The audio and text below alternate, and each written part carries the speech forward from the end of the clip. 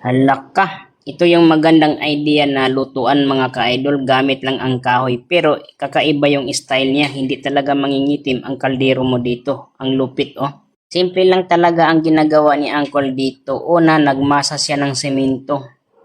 Ayan, kailangan maganda yung pagkamasa mga ka-idol, lutong-luto para mas mabilis tumigas. Tapos lalagyan ito ng bricks mga ka-idol. Ito yung ini-square. Totally pwede kang gagamit ng hollow blocks. Pero kung meron kang nakita ang ganitong style sa tindahan ay pwede mo nang bilihin. Kasi nga hindi siya basta-basta na nabibiak kapag ito ay nainitan. Yun naman ang kagandahan sa ganitong ginagamit nilang materyales.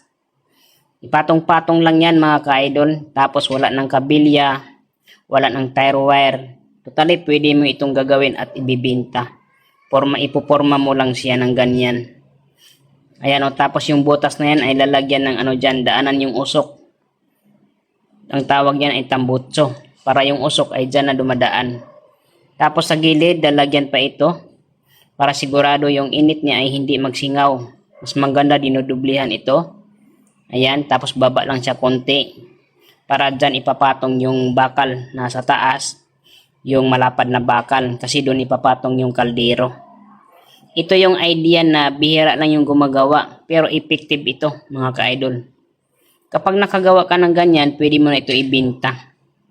Ayan oh. Pero yung sa taas, bakal yan mga ka-idol na malapad na manipis. Kapag nagluto ka niyan, siyempre sobrang init yan. Ang kagandahan naman dyan, yung kaldero mo ay hindi talaga umiitim.